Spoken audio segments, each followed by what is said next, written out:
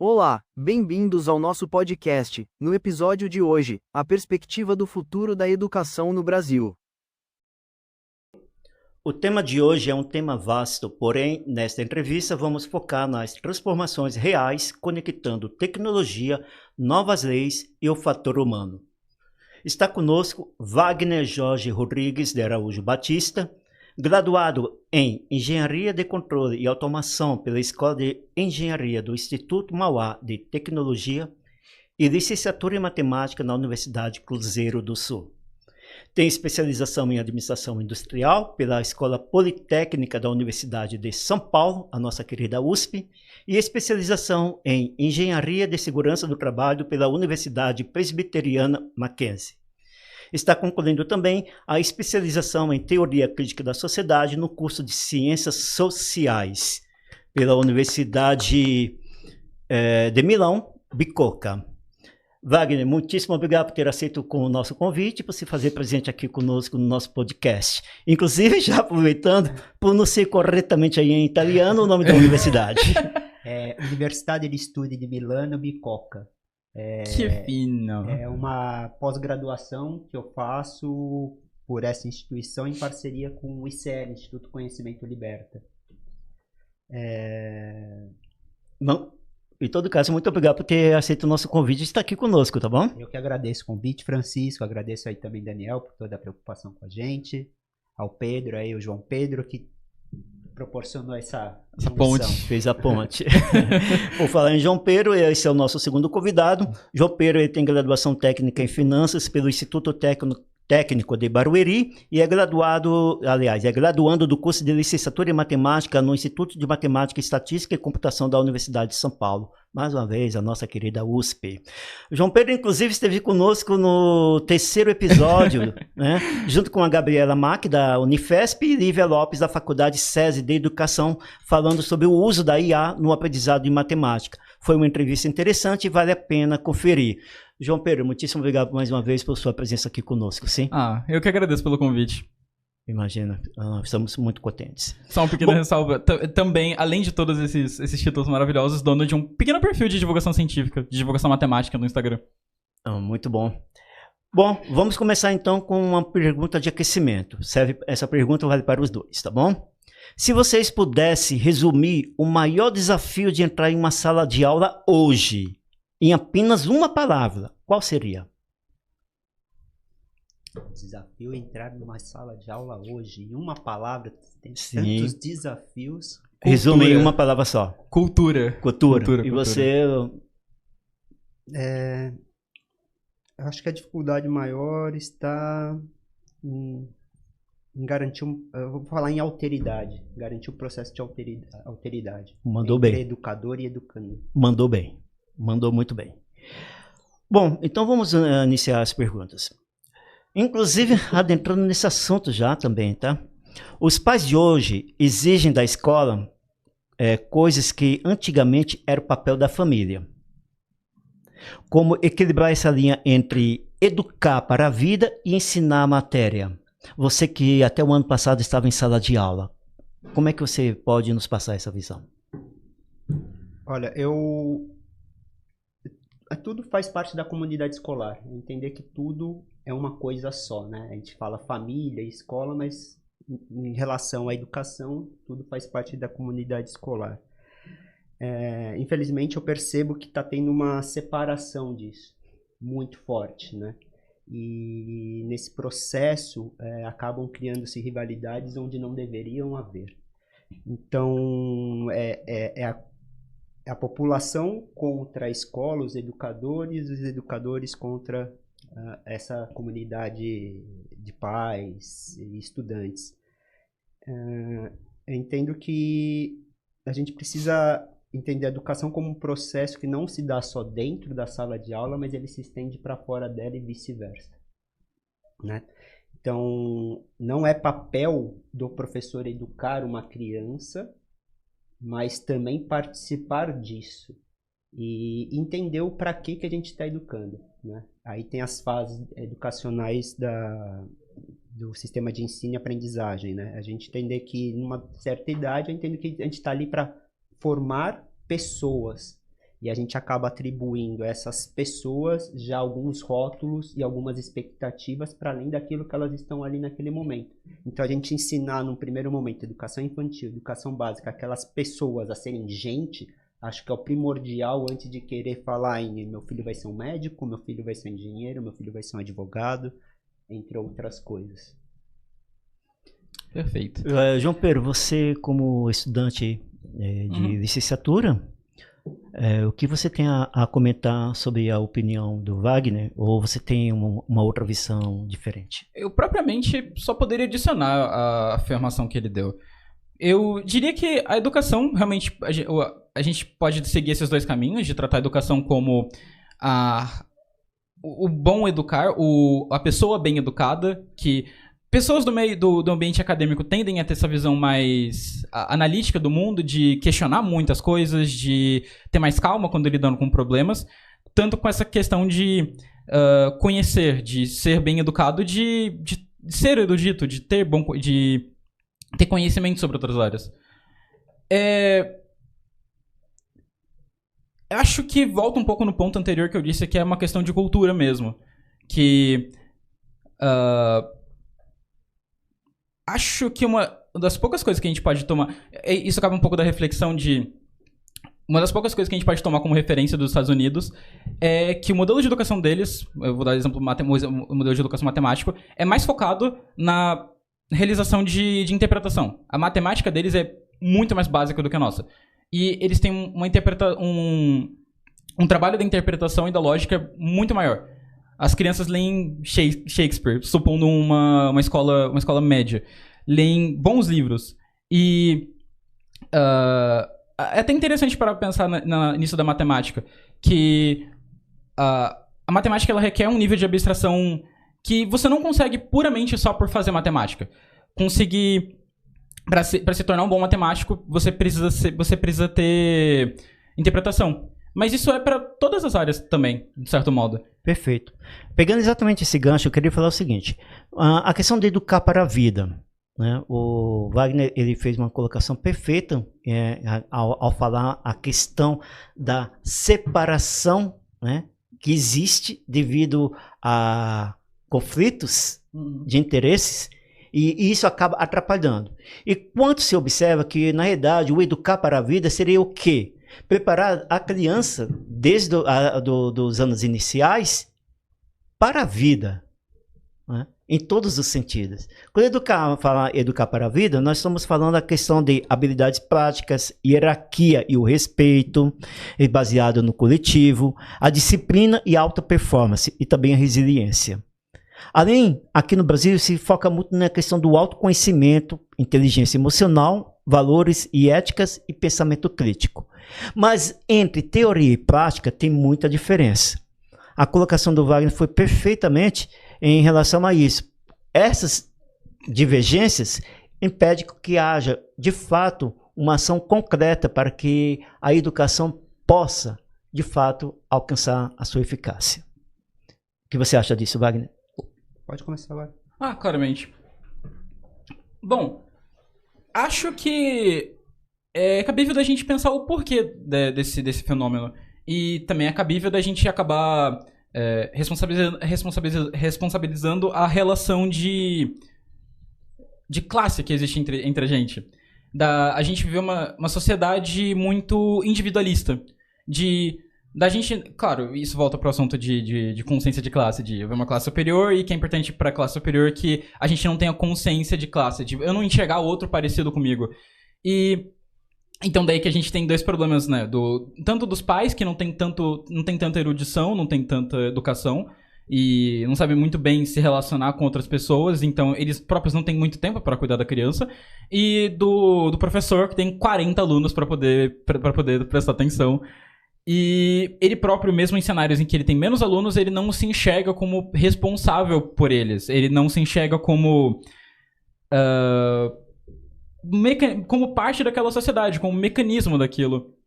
É muito interessante para pensar no movimento histórico que tem. Porque antigamente as pessoas ou tinham, quando completavam o ensino médio, ou tinham a opção de ir para o magistério, ou tinham a opção de... Aqui em São Paulo, meu pai teve ou entre contabilidade e magistério. E por isso que a gente tem uma onda de professores antigos que só entraram na profissão porque era a única coisa que tinha, e trabalhar por um salário mínimo era péssimo. Então, é um tipo de coisa que talvez mude para o futuro, mas a resposta está justamente na consciência de classe, em olhar para professores que não estão lá só pelo dinheiro, não estão só lá para sair da condição de trabalho básico, mas estão justamente para fazer vidas melhores. Eu próprio entrei por isso, por ter sido muito bem cuidado quando menor. Eu vou te cortar agora, só por um detalhe. Claro. Eu vou querer que você dê essa resposta numa pergunta que foi direcionada para você. Se você claro. puder aguardar, eu te agradeço. Tudo bem? Claro. Vou manter esse suspense. Porque quando chegar na pergunta, você vai dar essa resposta que você iria dar agora. Ok? Claro. Algo a acrescentar sobre o que nós conversamos até o momento? Eu acho que é muito disso que o João trouxe, né? O modelo de educação que a gente tem está direcionado para entregar algo dentro desse processo, nesse modo de produção social que a gente vive.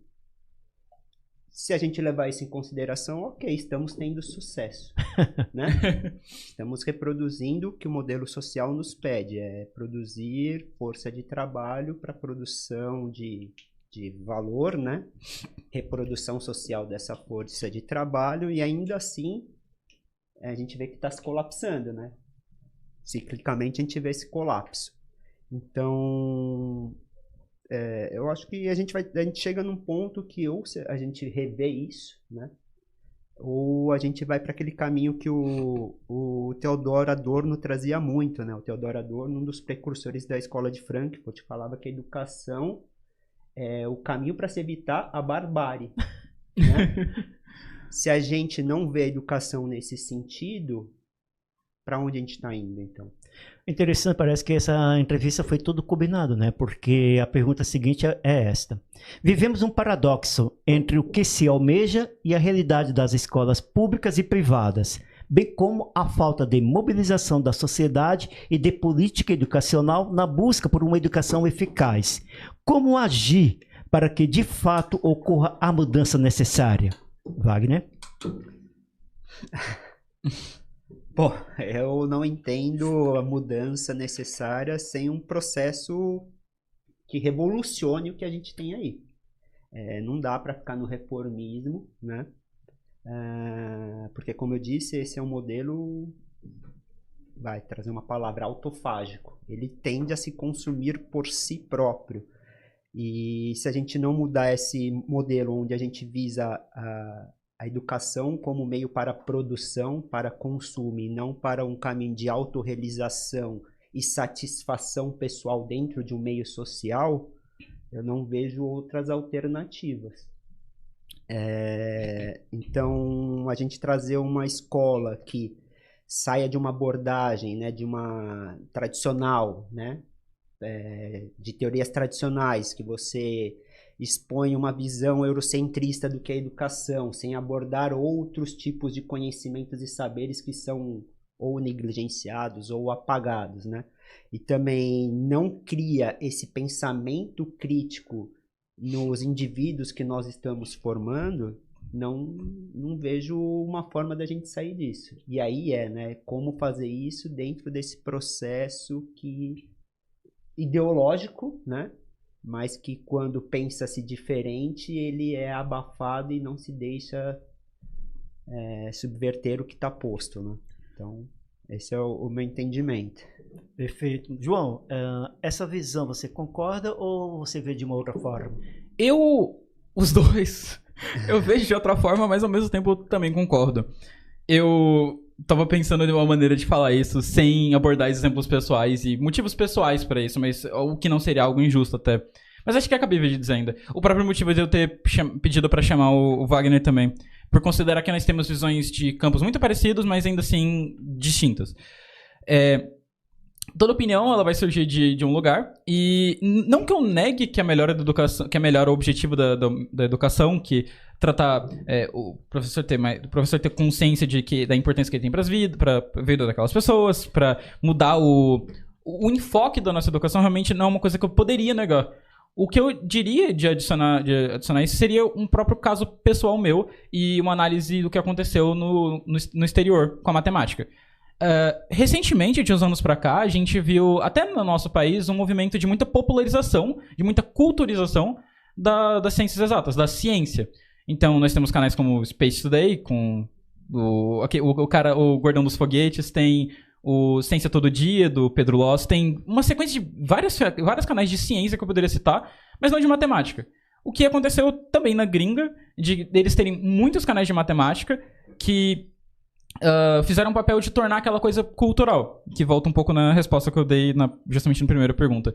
O que eu ia concluir era só afirmando, eu acho que a gente tem um caminho uma das alternativas seria a internet, de popularizar a cultura de... Justamente o que ele disse, seriam meios diferentes para o mesmo fim. Ele disse tornar o ensino não uma coisa necessária para sobreviver, mas sim uma coisa para satisfazer a sua alma.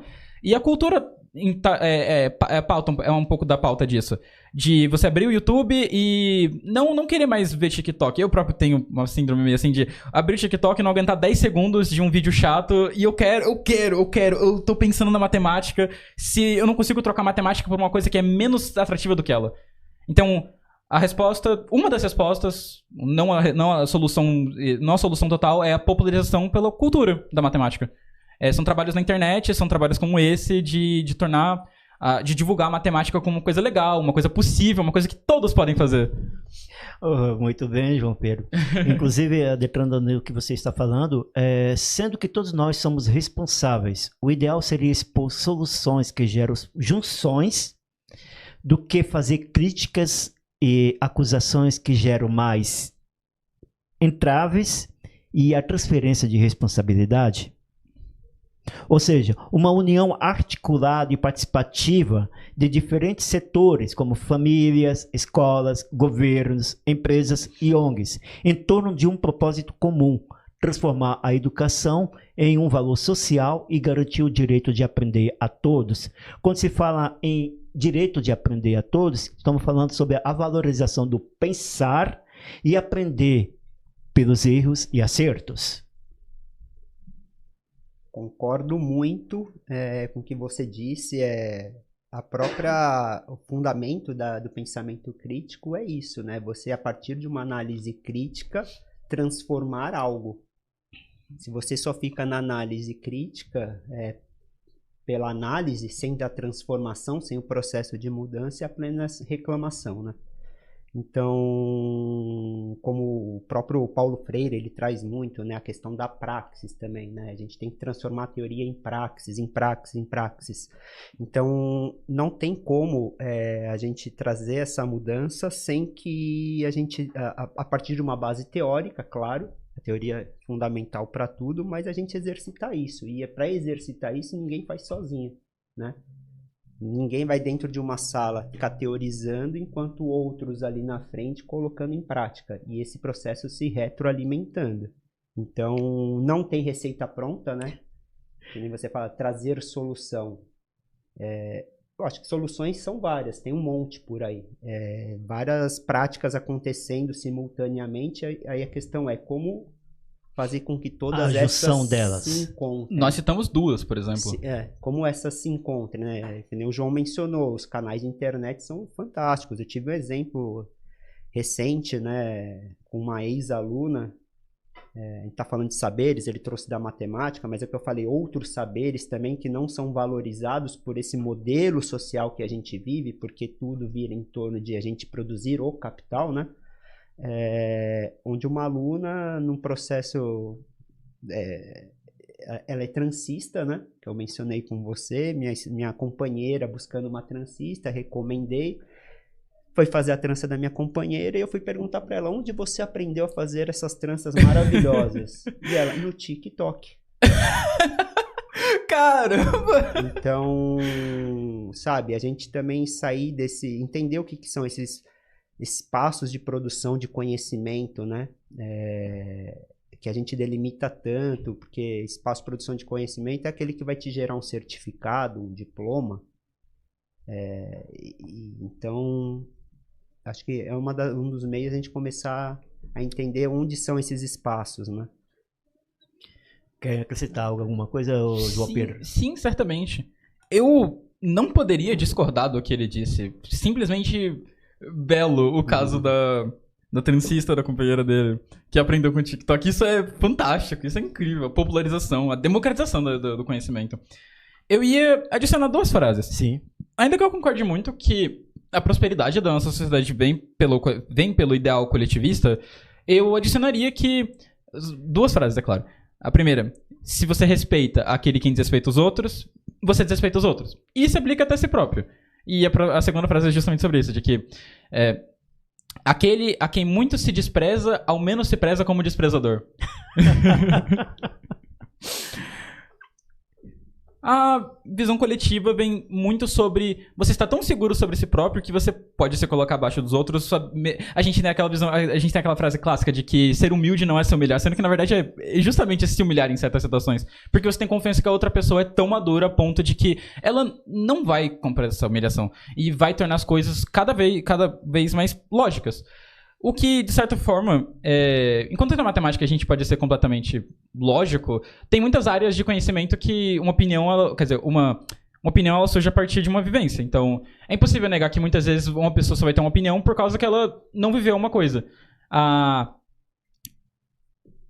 Pode falar, João. Tudo bem, depois você... Tudo bem. Não, é porque deu pra entender a ideia. Generalmente não tem... Eu concordo com o que disse, não tem muito mais o que adicionar. Tudo bem. As mudanças correntes que temos observado na grade de ensino, principalmente no ensino médio, para vocês, essas mudanças corrigem os erros do modelo anterior ou, na realidade, eles engessam o aprendizado? Posso começar? Pode. Por favor.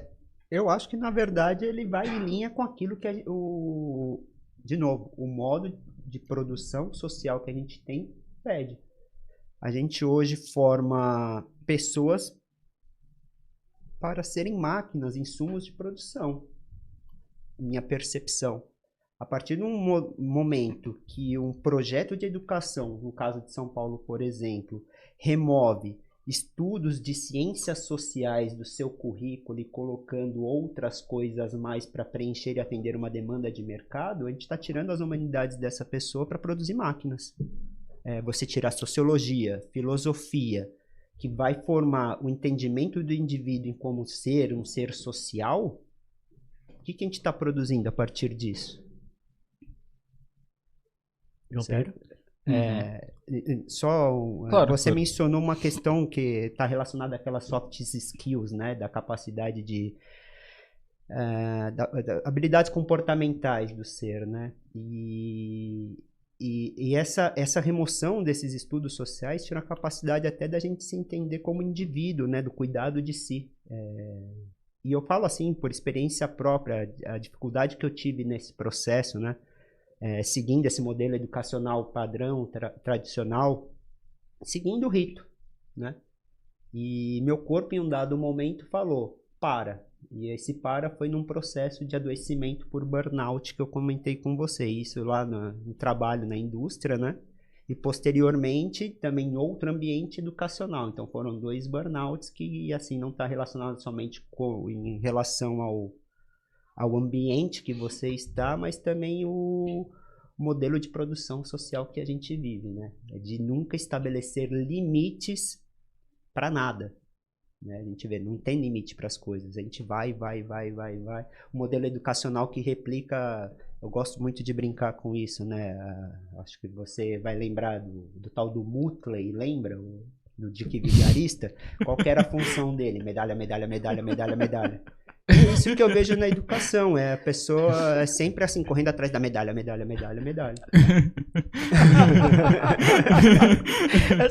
Essa analogia foi muito boa.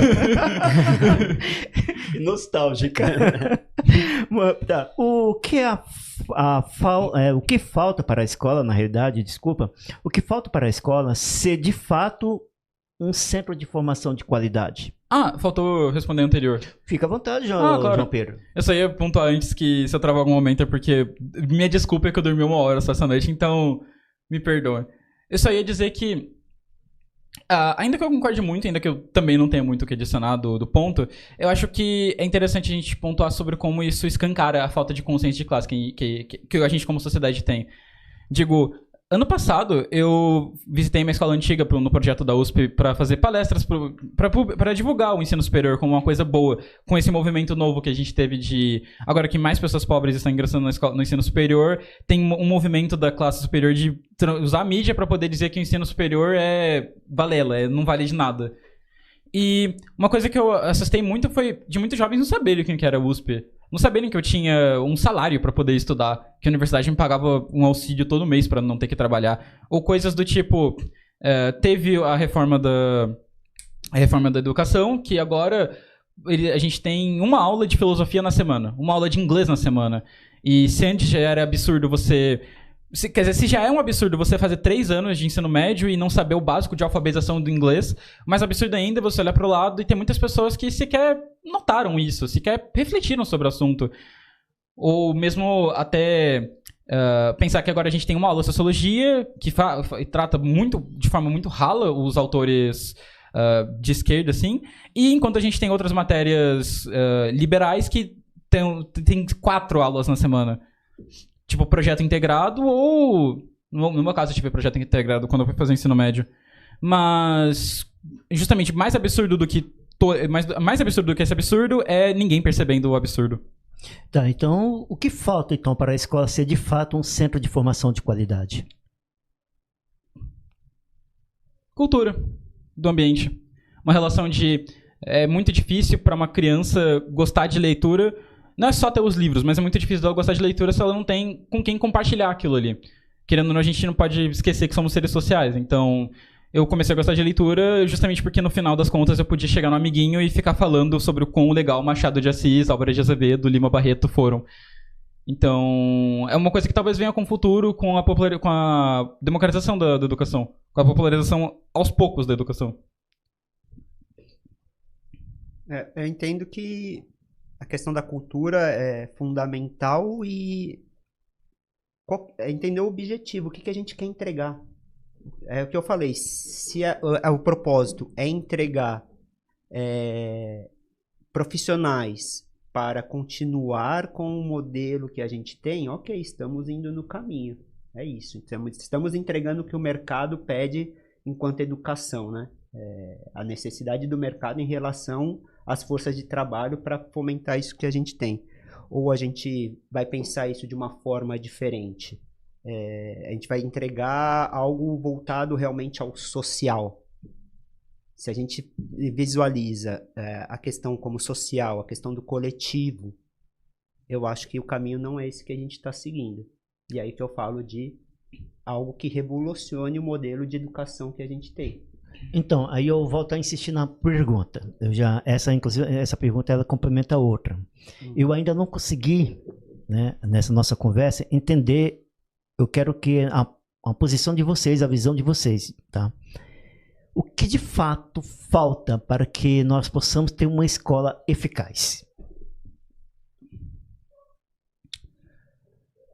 Bom, essa é uma pergunta que eu vou responder de forma indireta, justamente voltando ao assunto, porque, claro, toda opinião vem de algum lugar. E minha opinião não poderia vir de outro lugar, senão do ensino superior, que eu já está lá por 2 anos. E a gente tem lá a gente tem um jeito um pouco mais maduro de estudar, um pouco mais independente do professor, a aula é uma coisa mais positiva, às vezes você não vai tirar tanto proveito da aula, e que o estudo de verdade está no livro. Então, a ideia da escola, ela não é só para formar para o mercado, mas também tem a ideia de também, quer dizer, formar como pessoa, é claro, mas é também cuidar da pessoa por o Estado ter uma garantia que essa pessoa vai receber pelo menos os mínimos cuidados nesses anos iniciais da vida. E antes da vida, claro, a gente tem uma sensibilidade muito grande ao mundo que é exposto. Então, a resposta é querer afirmar que a melhora do estudo não está só na escola e não está nem principalmente na escola. Poderia estar, possivelmente poderia estar, mas está na cultura. Wagner?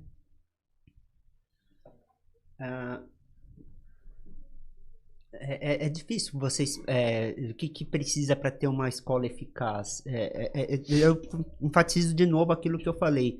Eficaz em relação ao quê? Né? Se estamos falando do ponto de A vista... valorização humana. O direito de pensar e de aprender com erros e acertos. Esse é o caminho. Você mesmo já deu as respostas na própria pergunta. É entender que o que a gente está formando não são máquinas. Né? A gente não está lidando com um ambiente, por exemplo, de onde eu vim, industrial, que você trabalha com processos, máquinas e metas. A educação está ali para formar pessoas, formar cidadãos. A partir do momento que a gente trata isso como uma extensão de um processo produtivo, visando apenas reprodução desse modelo que a gente está, reprodução de capital, essas coisas, a gente não tem muita saída, né? Aí, esse modelo é eficaz? Tá atendendo, não tá? Agora, o que a gente quer como sociedade? Eu acho que esse modelo educacional não é o caminho.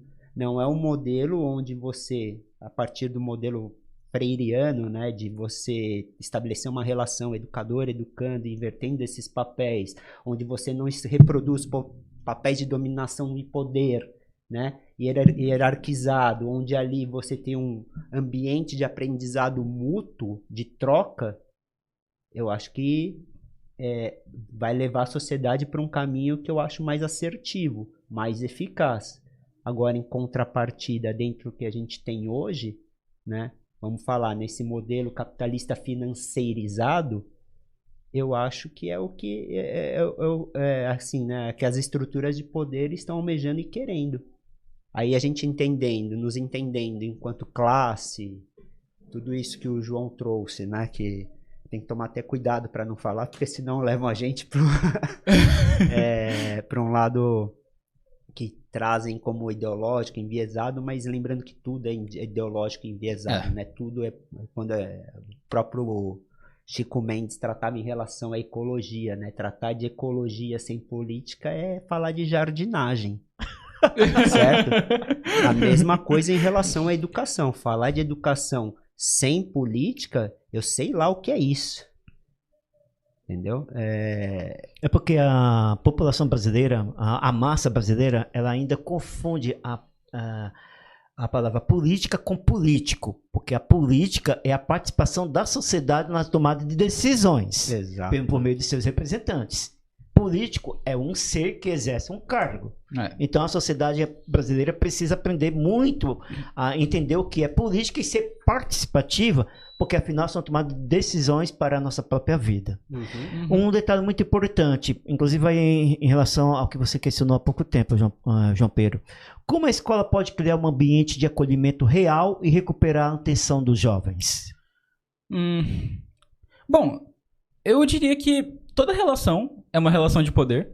E volta muito para o que o Wagner estava falando sobre o modelo freiriano, que é bem atacado, mas a maioria das pessoas não sabem muito bem essa que é a definição do que é o modelo freiriano, que é só querendo afirmar, não é o professor que vai chegar, dar uma fórmula na lousa, assim, é muito comum da gente chegar, o professor escreve uma fórmula na lousa, a gente copia no caderno, decora um método assim, não é para ser dessa forma. É para o aluno ter a capacidade, autonomia e a própria... se sentir liberto para poder questionar o professor e entender o porquê daquilo ser daquela forma. O aluno, ele tem que... Se eu exerço uma relação de poder sobre você e você exerce uma relação de poder sobre mim, então ninguém exerce uma relação de poder sobre ninguém. Se o aluno tem o direito, a capacidade e o poder de questionar o professor, e o professor, para se defender, ele tem que usar da razão e só puramente da razão, então... Aí sim a gente cria um modelo de questionamento. Um modelo de justiça. Você pode ser mais claro? Acho que o exemplo do professor chegar e colocar uma matéria na lousa e o grande... Como colocar isso em palavras? Que todo professor pensa que colocar a matéria na lousa, o aluno copiar, isso garante que ele aprendeu. Isso garante que ele copiou. Que às vezes ele nem sabe o que ele está copiando de verdade. Mas não garante que ele aprendeu. Perfeito. Os jovens... quer falar mais alguma coisa? Então, é isso. É difícil abordar essas coisas porque não tem um modelo pronto, né? Mas é bom instigar, não é? É ótimo instigar. E assim, não estou falando que não tem não existam práticas acontecendo. Existem várias, diversas. Eu vou citar um exemplo aqui. você pediu um exemplo, né? No meu processo de estágio dentro da licenciatura de matemática, eu desenvolvi esse processo dentro de uma escola estadual aqui de São Paulo, fazendo todo o rito, né, de estágio, de participação, observação, regência de aulas, né, que tem aquele modelinho lá que a gente sabe o quão falho é, né, na formação do docente, que eu acho que precisa ser bastante revisto, revisado. Mas nesse processo, os professores que estavam ali, os docentes daquela escola, a gente batendo um papo, descobriram que eu tinha formação em engenharia de controle e automação. E aí eles me abordaram, perguntaram: ô Wagner, você não gostaria de dar um curso de introdução à robótica para os alunos? A gente adquiriu os famigerados kits de robótica, né? E tá aí parado, ninguém nunca usou, tal. Vamos. Formei um grupo, fiz um projetinho, né? E aí vai muito daquilo também, já você tentando atingir o aluno dentro da realidade, que é o modelo freiriano, né? Você dentro ali, pegando aquela geração que já está mais relacionada à inteligência artificial, à programação, vendo os recursos que você tem disponibilizado, tentar atingi-los por aqueles meios, né? Trazendo o aprendizado a partir da realidade deles. E nesse processo, eu ensinando programação em Python, programação em C, tal, programando uns robozinhos, carrinho de controle remoto, essas coisas com eles. Acho que eu até te mostrei, né? Sim, um dia lá, eu me lembro. E aí um dos alunos, isso me deixou bastante preocupado. Ele me abordou nesse processo e falou: professor, você programa... faz esses bots, esses robôs? Faço. Quanto você cobra para fazer um robô de day trading para mim, para operar na bolsa? Entendeu? Então, assim, o que me preocupa muito é como essa juventude está enxergando esse processo, assim, de... Só quer dinheiro. Assim, a finalidade é a monetização para tudo, né? Até nas redes sociais. A finalidade é a monetização. Não tem mais um processo de construção de algo. Não vê valor numa coisa inútil, tipo Machado de Assis. E assim, eu não tô culpando a geração por isso, porque eles são fruto do que a gente está entregando para eles. Mas entender que dentro de estudos mostram que essa é a primeira geração que não tem uma perspectiva de futuro. O quão triste isso é. Entendeu? Nossa. Então tem uma pergunta que vai se encaixar muito bem com isso que você acabou de falar. Só para resumir um pouco do ponto do Paulo Freire, em grossas palavras seria como dizer: não é para o aluno abaixar a orelha e decorar. Não é para o aluno calar a boca, ouvir o professor, não questionar nada e decorar um método, copiar no caderno e tirar 10 na prova.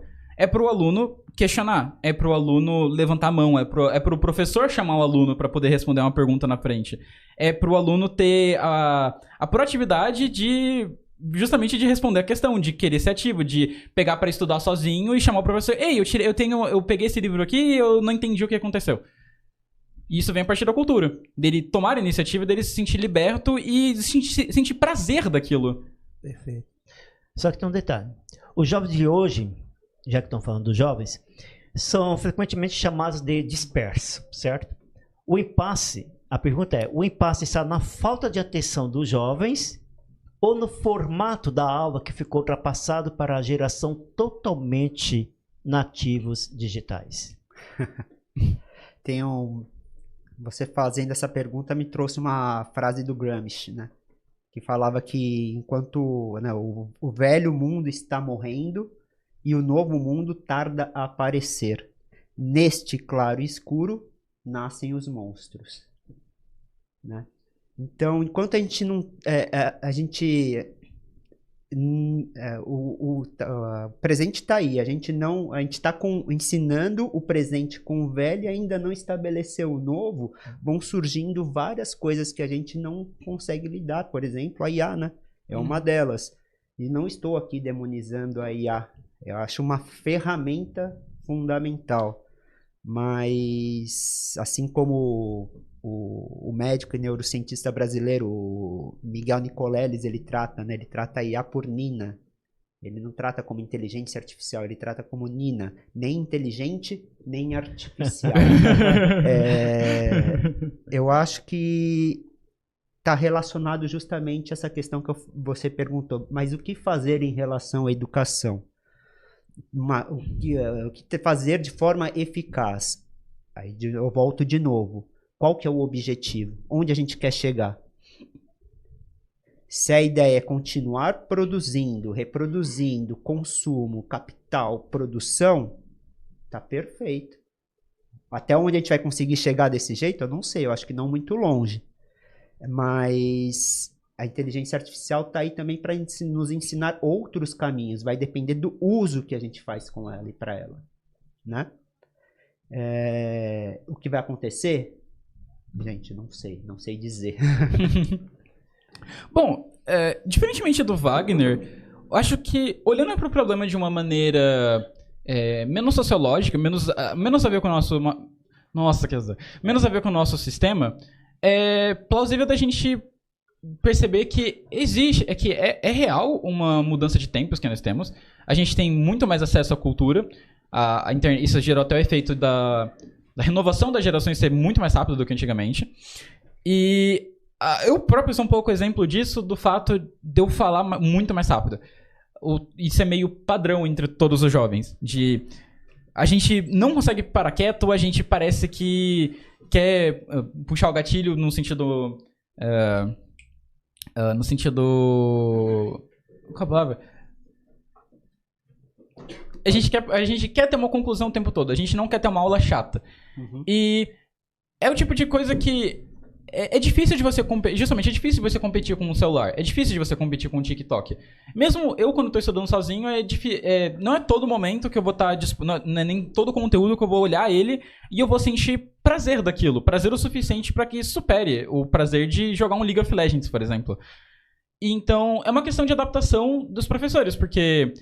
mesmo na faculdade tem uns exemplos disso, de ter professores que parecem um livro. Que o livro ele tem muitos saltos, ele tem muitos momentos que ele é bem rápido na forma que ele se expressa, e isso é muito dinâmico para ele, isso é muito importante para o livro. Para o livro é uma ferramenta didática incrível, o fato dele ter saltos e de ser incrível, de ser rápido dessa maneira, mas o professor tinha vezes que ele dava um salto que não dava para entender direito porque eu me perdia, ou que a professora era muito lenta na forma de explicar.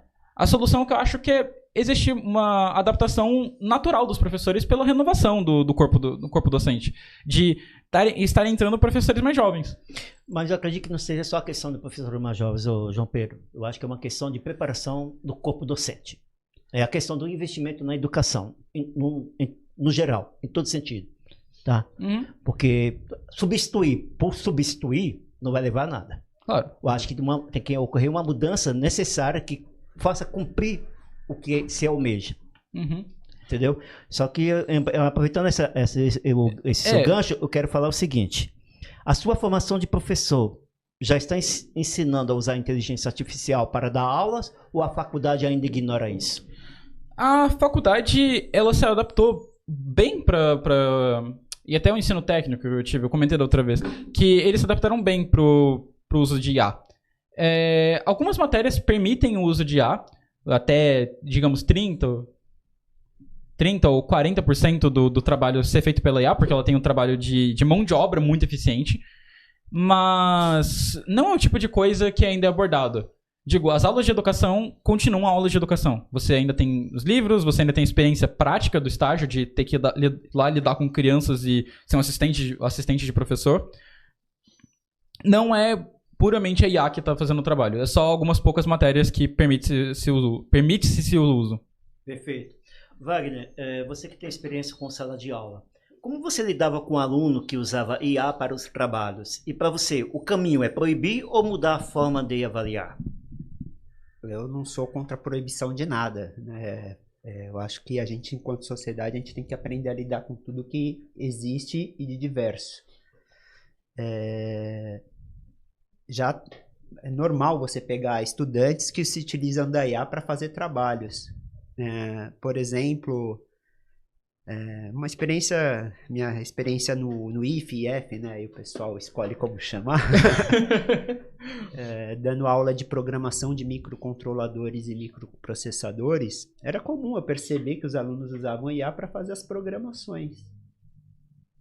E eu não acho errado. É uma ferramenta que está aí para auxiliar a gente na execução dos trabalhos.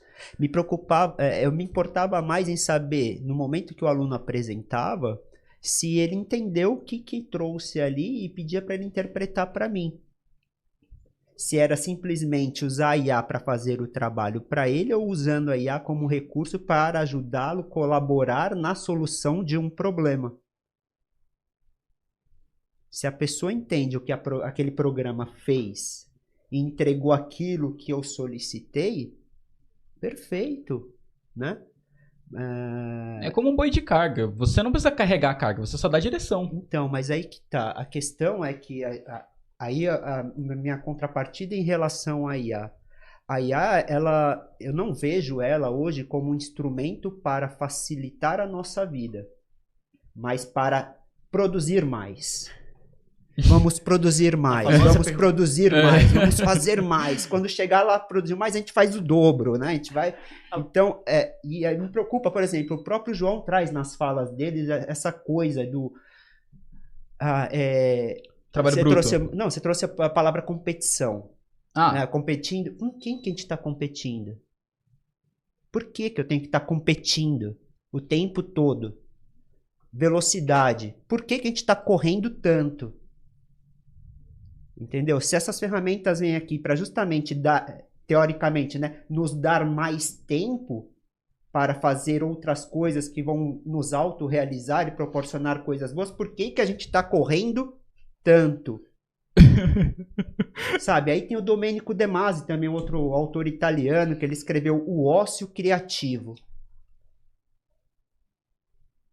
Quando que a gente vai parar para exercer o ócio? Produzir a partir desse ócio, sabe? E assim, não é o João, a culpa não é do João, a gente tá, essa hiperconectividade, essa hiperestimulação, fala-se muito agora na matemática, vamos gamificar tudo. Cara, tudo é jogo, tudo é aplicativo, a gente vai fazendo aplicativo para trabalhar com aplicativo, entendeu?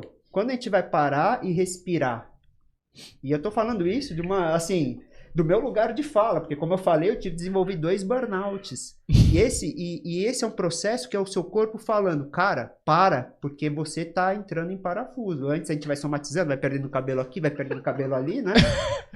Até o momento que é uma hiperestimulação, o seu corpo ele fala, ou você desliga, é que nem uma máquina, o celular, esquentei demais, estou desligando, senão o negócio vai ficar louco. E a gente proporciona isso para os nossos jovens, nossas crianças, como se fosse algo normal e natural. Então, a IA, ela não está vindo para garantir esse tempo. Desculpa, é a Siri. Não tá vendo? Ela não está vindo para garantir esse tempo de lazer, descanso, produção criativa para o ser humano. Pelo contrário, ele é uma ferramenta que está vindo para nos precarizar mais em relação ao trabalho, expropriar cada vez mais o trabalho da gente. Cada clique que a gente dá aí de validação de um site, a gente trabalhando de graça para essas big techs, falando, ó, vou fazer uma verificação de que você não é um robô. É você treinando as IAs para fazerem o trabalho de humanos.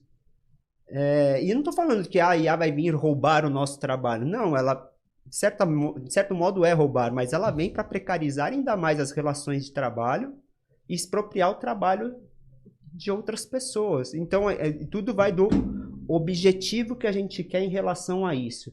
Se a ideia é continuar reproduzindo as relações sociais de trabalho que a gente tem, produzindo capital, eu acho que está perfeito. Daqui a pouco a gente chega no buraco. João Pedro, aproveitando a deixa, o Brasil enfrenta um apagão de professores, com cada vez menos jovens querendo fazer licenciatura. O que te motivou a escolher essa carreira em 2026? Bom, durante o segundo ano do ensino médio, Aliás, antes do meu ensino médio, eu quis escolher finanças por causa de... Eu sou muito acostumado com o mundo de internet, Discord, Instagram, Twitch, Twitter, há muito tempo. E eu tinha um colega que ele tinha aberto uma empresa e tinha dado certo na vida. E ele tinha feito o curso de economia na época, o curso superior. E eu tava muito animado, eu tava com muito apreço pela economia, pelo assunto da economia. Então, quando eu vi o curso de finanças, eu pensei, nossa, que incrível. Por sorte, eu tive aulas com uma professora que era doutora em economia. E ela é bem interessante. E ela, em específico, me fez mudar muito a minha cabeça, a forma como eu enxergo a sociedade e a forma como eu enxergo a educação também. E foi por causa dela. No começo, parte disso era porque... Parte do motivo que eu tenho pra ter escolhido licenciatura no meu ano foi porque eu amava matemática, achava a coisa mais divertida do mundo, que eu poderia passar 10, 15, 20 anos fazendo sem perder gosto. E educação é porque eu acho uma coisa muito importante. E principalmente porque eu acho uma coisa muito bela. Eu acho que é o gesto... justamente o que eu disse, a consciência de classe. Eu acho que é o gesto de maior afeto que uma pessoa poderia dedicar pra outra. Você... Não é só por ensinar, mas é também por condicionar outra pessoa a pensar sozinha. É por condicionar outra pessoa a resolver o problema sem que você tenha que ir lá e dar o ajuste toda hora. Ela se torna liberta. Perfeito. Wagner, aproveitando as palavras do João Pedro, só que nem todos os jovens que estão cursando licenciatura, na realidade, têm interesse em seguir na carreira e viver a licenciatura como trampolim, né? E isto, no seu ponto de vista, o que você pode nos falar? O que você pode nos dizer? E qual seria uma orientação que você daria para um jovem? Inclusive, vou até fazer uma outra pergunta que você possa complementar. O que você diria para o jovem que está entrando na licenciatura hoje? Como ele se preparar para ser professor sem que adoeça? Porque nós sabemos a questão da enfermidade na classe de professores. Bom, eu me entendi como professor a partir do momento que eu passei a cuidar de mim. E eu não estou falando isso de um processo de individualização, de egoísmo, mas no sentido de me reconhecer como pessoa para que eu possa cuidar de outro. Então, acho que o primeiro passo é... Porque a gente viu para onde a educação está se encaminhando. Não é fácil, não é bonito, não é romântico. É difícil, é prazeroso, foi onde eu encontrei propósito, né? Assim, propósito social, de comunidade, de coletividade. Não é o único, mas não dá para romantizar isso do modo como a gente trata a educação. Mas também não estou desestimulando ninguém, pelo contrário, eu acho que vale muito, muito, muito a pena. Mas é preciso ter atenção e cuidado com essas pessoas que vão para esse caminho também. E eu estou falando disso, assim, o que me possibilita uma coisa que também é muito tabu, né? A gente fala tratamento psicológico. Eu faço, desde então, tratamento psicológico para poder lidar com as minhas questões, estabelecer limites para que eu não volte a um outro burnout e para que eu também possa lidar com essas condições hoje tão comuns dentro das salas de aula. Essa questão da hiperdiagnosticação de transtornos, né? A gente vê, não é à toa. É um modelo, de novo, é um modelo social que a gente reproduz e está aí se refletindo no adoecimento da população em geral. Né? Transtorno de déficit de atenção e hiperatividade, transtorno de espectro autista, opositor desafiador. Tem um monte de siglazinha aí agora e é importante nomear, né, para a gente poder tratar. Mas eu entendo que eu entendo que a educação, de novo, né, que nem eu citei o Adorno, é o único caminho para a gente evitar a barbárie. É o único caminho. E como a gente, dentro dessa coletividade, vai conseguir dar sequência a esse processo educacional, de educação, para que a gente não chegue à barbárie. Né? Não depende só do professor se adaptar à nova geração. Como a nossa sociedade está tratando a educação para que forme-se educadores, para que os educadores tenham educandos que vão virar educadores, num processo de retroalimentação como nós aqui almejamos, né? Eu saí forçadamente de uma trilha que eu tinha, que era só seguir o rito, né? Dentro desse modelo social. Se eu seguir ali, ainda mais dentro dos fenótipos que eu carrego, homem, branco, hétero, cis, dentro dessa sociedade, se eu seguir um determinado rito, eu tenho muito mais chances de ter esse tal sucesso dentro desse modelo social do que muitos outros corpos que aí estão. Mas ainda assim eu adoeci. Ainda assim, mesmo tendo esses privilégios, ainda assim eu adoeci. Então, como que a gente vai fazer para que outras pessoas não venham adoecer nesse processo? Que a gente gosta de falar, né? Transição de carreira. Não, foi uma fuga. Era o meu corpo falando, não dá mais para seguir esse caminho. Você não dá mais para seguir. E assim, transformar a doença também numa solução. Eu achei o caminho, a educação, um caminho para tratamento. Né? Então, aí a partir da minha experiência é isso que eu trago, né? Como fazer com que as pessoas não continuem adoecendo dentro desse modelo que a gente tem e possam exercer a função de educador de uma maneira saudável. A gente está vendo aí professor morrendo em sala de aula, aluno atacando professor em sala de aula, comunidade escolar atacando professor por divergir em relação a posicionamento político, religioso, cultural, sabe? Por isso que eu trouxe lá na sua primeira pergunta, qual que é para mim, né, a palavra mais importante dentro desse processo educacional? É alteridade, alteridade. Aí eu não sei se todo mundo vai entender o conceito de alteridade, né?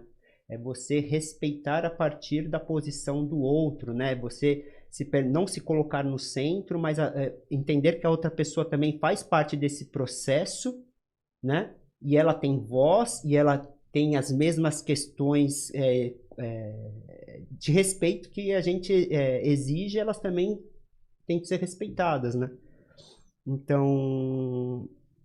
Bom, até já me perdi na questão da fala, mas é isso. Na verdade, calma aí, só um momento, João Pedro, porque realmente tem só 3 minutos de programa, tá? Eu só ia completar aqui. Realmente, 1 hora de programa não é suficiente. Então, peço desculpas aí aos nossos ouvintes, mas com certeza voltaremos a convidar novamente tanto o João Pedro como o Wagner para outras entrevistas. Porque realmente 1 hora é muito pouco. Agora, para encerrar, uma pergunta para encerrar. Uma mensagem na cápsula do tempo. Se um estudante ou um pai ouvir este episódio daqui a 10 anos, o que vocês acham que terá mudado de vez na educação brasileira? E o que nunca vai mudar? 1 minuto para responder. Eu espero que o meu trabalho na internet influencie mais jovens a gostarem de matemática. E justamente isso que mudaria. Uma coisa que nunca vai mudar é... Eu não sei o que não pode mudar. Pois tudo pode mudar. Wagner? Olha, você falando isso, a primeira coisa que me veio à mente foi um filme. O título de um filme. Eu consegui abrir essa cápsula do tempo e ver a frase lá escrita. Eu ainda estou aqui. Sabe, assim, em tudo, né? Materialmente, como educador, como cidadão, podendo usufruir um mínimo de um processo democrático social, né? Perfeito. Agradeço a todos que estão acompanhando essa entrevista e também eu peço que possa estar compartilhando o nosso canal e nos siga nas redes sociais, porque temos aí a compartilhar muitas informações. Agradecemos mais uma vez ao Wagner por se fazer presente aqui conosco. Wagner, algo mais a acrescentar nesses momentos finais? Agradecer a você, Francisco, ao Daniel pela recepção, pelo cuidado, ao João que proporcionou essa ponte e agradecer a todos que também forem assistir. Espero não ter conseguido muitos haters, mas seguimos. Me sigam no Instagram, João_Plone. E idem, mesma coisa do que o Wagner disse. Obrigado pelo convite, obrigado pelo ótimo serviço. E é isso. João Pedro, você é maravilhoso, pode ter certeza disso. A todos é verdade. Obrigado. De nada. A todos agradecer mais uma vez e lembrando que na descrição terá as informações e os contatos, se assim os convidados desejarem, terá também os contatos dos convidados. Mais uma vez, muito obrigado. Segura sua mão. Agradecemos. Não. Ótimo. Então, tchau. Fica aí que tem algo bom para vocês. Ô, louco.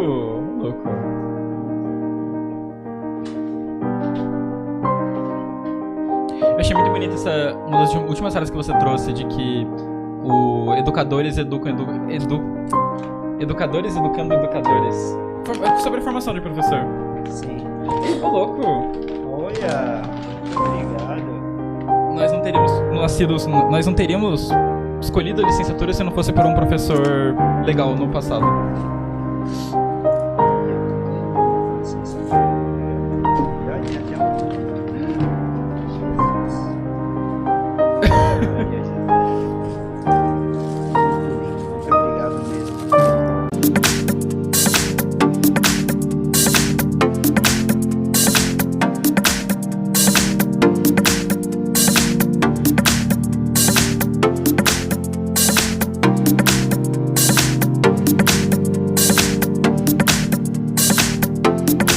Não esqueça de assistir a entrevista anterior se você ainda não viu, foi interessante e você vai gostar.